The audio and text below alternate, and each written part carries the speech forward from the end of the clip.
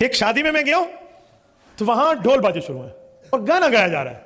میں واپس ہونے لگا تو ایک آٹومیٹک صوفی صاحب تھے. ایک تو صوفی صاحب ہوتے ہیں نا, ایک آٹومیٹک صوفی صاحب ہوتے ہیں. آٹومیٹک مجھے کہتے ہیں مولوی صاحب شادی میں گانا بجانا جائز ہوتا ہے, شادی میں گانا بجانا جائز ہوتا ہے. یار تسی ڈرائیور نو بہ کے دسو بھئی گاڑی کین چلانی ہے, کام تو پورا ہو گیا نا. اب ڈرائیور کو بتائیں گاڑی کیسے چلاتے ہیں. وہ بندہ الچٹو من الڈگر ہے, وہ بندہ الچٹو من الڈگر ہے, وہ بندہ الچٹو من الڈگر ہے, وہ بندہ الچٹو من الڈگر ہے, وہ بندہ الچٹو من الڈگر ہے. اس کا علم یہ ہے, یہ اس کا علمی اسٹیٹس ہے, اور وہ مجھے کہہ رہا ہے کہ شادی بیاہ میں جائز ہے. یار مولانا کسی جاہل نے سوال پوچھی لیا دے انہوں پیار نہ جواب دے وہ دی اکل کوش آ جائے وہ دی سمجھ کوش آ جائے اور تسی تے وہ دی لافا کرنی شروع کر دیتی ہے. انہیں بھی اگو لافا ہی کرنی تھا. تو میں بیٹھ گیا, میں نے کہا اللہ آپ کو بھلا کرے, نئی دلیل لائیں آپ ذرا فرمائیے کہاں سے ثابت ہے. حدیث میں نہیں ہے حضور پاک علیہ السلام ایک شادی میں گئے تھے اور گانا گایا جا رہا تھا تو اللہ کے رسول نے فرمایا شادی بیاہ پہ جائز ہے. میں نے کہا آپ نے حدیث خود پڑھی ہے, سنیے. کس سے سنی ہے؟ وہ چلو سنیے. تو میں نے کہا پھر آپ کے پاس جب پروف نہیں ہے تو آپ کیوں کہہ رہے ہو؟ اللہ کے بندے آدھا سنا ہے اور وہ بھی جھوٹ اپنے طرف سے ملایا ہوا ہے ساتھ. میں نے وہ حدیث پڑھی ہے, پڑھائی ہے, علماء جانتے ہیں, آج تک مشکات جلد 2 کتاب النکاح میں موجود ہے. لیکن وہ حدیث کیا ہے؟ کبھی آپ نے اتنی کوشش فرمائی کہ مجھے اصل کتاب تک لے جاؤ تاکہ میں اس کو پڑھ لوں, یا اصل کتاب سے ہی میں اصل روایت کے الفاظ یاد کر لوں؟ آؤ میں حدیث پاک سناتا ہوں. حضرت ربائی بنت معوذ رضی اللہ تعالی عنہ کا نکاح ہے. رسول اکرم صلی اللہ علیہ وسلم تشریف لے گئے. یہ معوذ بن افراق کی بیٹی ہیں. معوذ کون ہے؟ معاذ اور معوذ جنہوں نے ابو جہل کو قتل کیا تھا جنگ بدر میں, یہ ان کی بیٹی ہیں. ان کی کون ہے؟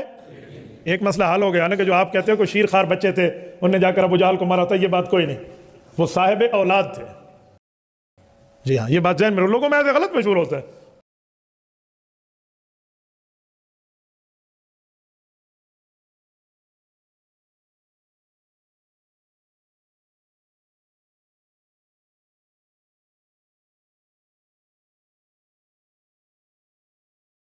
تو انہوں نے رسول اللہ صلی اللہ علیہ وسلم کو شادی میں بلایا اور شہید کی بیٹی کا نکاح ہے.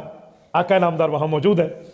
وجعل جویریات یندبن بالدف یندبن بالدف یندبن بالدف یندبن بالدف یندبن بالدف یندبن بالدف من قتل آباءہن فی یوم بدر. جو ان کے آباء و اجداد اور ان کے والد جو جنگ بدر میں شہید ہوئے تھے, چھوٹی چھوٹی نابالغ بچیوں نے دف بجا کر انہیں یاد کرنا شروع کیا. مسلمانوں دف کیا ہے پتہ نہیں, آپ نے دیکھا ہے نہیں دیکھا, میں نے دیکھا ہے. یہ جو دنیا میں لوگ ڈھول کہتے ہیں اور دف کے فرق کیا ہے, وہ دف میں نے دیکھا ہے. دف پتہ ہے کیا چیز ہے؟ جانور کے چمڑے کو برتن کے ایک طرف لگا دو, کسی چیز کی ایک طرف, اور اس کو بجاؤ. ڈھول دونوں طرف ہوتا ہے, دف ایک طرف ہوتا ہے. ایک فرق. دوسرا فرق, ڈھول بجانے والے بالغ اور بڑے لوگ ہوتے ہیں اور دف بجانے والی جویریات نابالغ بچیاں تھیں. نمبر 3, ڈھول بجانے والے تو پتہ نہیں کس مسلمان اور غیر مسلم کے الفاظ کو گانوں میں پیش کر رہے ہوتے ہیں, وہ اس وقت اپنے بزرگوں کی نظم پڑھ رہی تھی. یہ 3 چیزیں ہوں تو پھر جائز ہے, ہو بھی دف, ڈھول نہ ہو.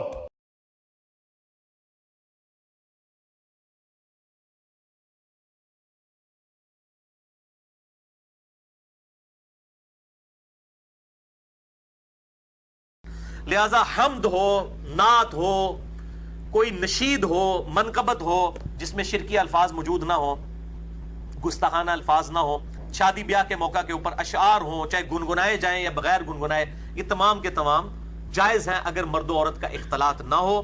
ضرور سنیں, گنگنائے, لیکن اس میں کوئی شرکی الفاظ نہ ہو, کوئی کفری الفاظ نہ ہو, کوئی بے حیائی والا, کوئی ویلنٹائن ڈے والا چکر نہ ہو, کوئی خامند بیوی کو سنائے یا بیوی خامند کو, تو وہ بات سمجھ آتی ہے. باقی اسلام کے اندر تو مخلوط اس حوالے سے اجازت نہیں ہے. تو میوزک میں بھی جو دف کا معاملہ ہے وہ بخاری مسلم میں احادیث میں ثابت ہے, یعنی کیٹاگوریکل ڈینائی بھی موجود نہیں ہے جو میوزیکل انسٹرومنٹس ہیں, اور اس حوالے سے مطلب دونوں طرف ایکسٹریم رویے پائے جاتے ہیں.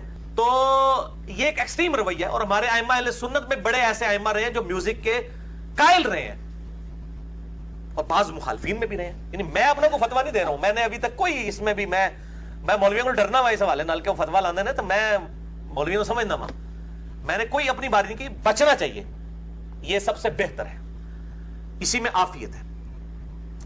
بہرحال یہ آخر میں 4 احادیث گانے کے حوالے سے. پہلی حدیث صحیح بخاری سے, مشکات میں ہے 3141.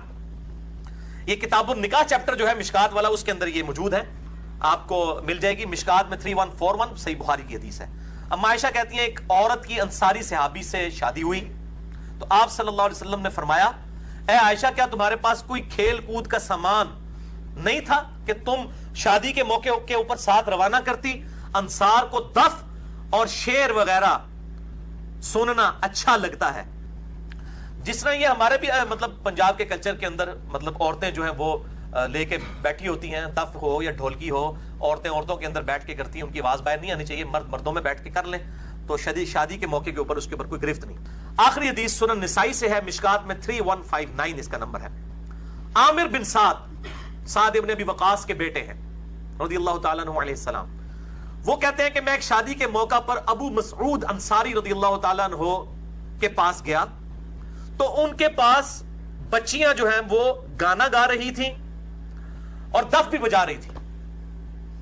تو یہ تابعی تھے اور وہ صحابی تھے اور وہ بدری صحابی تھے اور وہاں پہ بدری صحابی بیٹھے ہوئے تھے.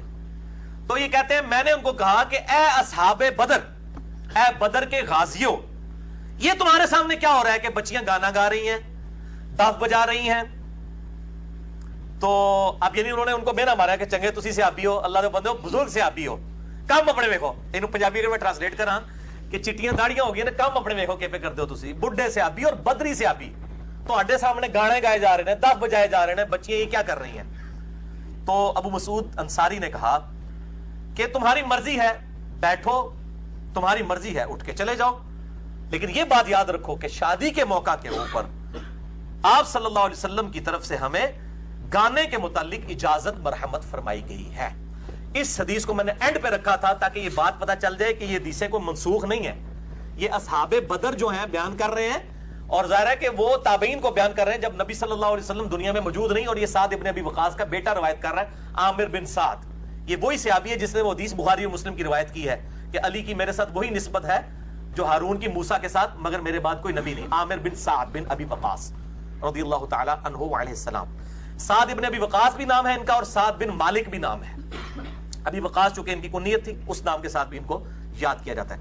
بال اس حوالے سے میں نے الحمدللہ جو کچھ تھا وہ بیان کر دیا. باقی جسے شوق ہو مشکات کا وہ چیپٹر پڑھ لیں جو میں نے بیان کیا, اور باقی جو گانے کے اعتبار سے جو احادیث ہیں وہ کتاب النکاح چیپٹر مشکات کی دوسری جلد کے اندر بخاری مسلم کے حوالے سے کئی ایک احادیث آپ کو انشاءاللہ مل جائیں گی. اللہ تعالیٰ سے دعا ہے جو حق بات میں نے کہی اللہ تعالیٰ ہمارے دلوں میں راسخ فرمائے. اگر جذبات میں میرے منہ سے کوئی غلط بات نکل گئی تو اللہ تعالیٰ ہمارے دلوں سے معاف کر دے. ہمیں کتاب و سنت کی تعلیمات پر عمل کر کے دوسرے بھائیوں تک پہنچانے کی توفیق عطا فرمائے.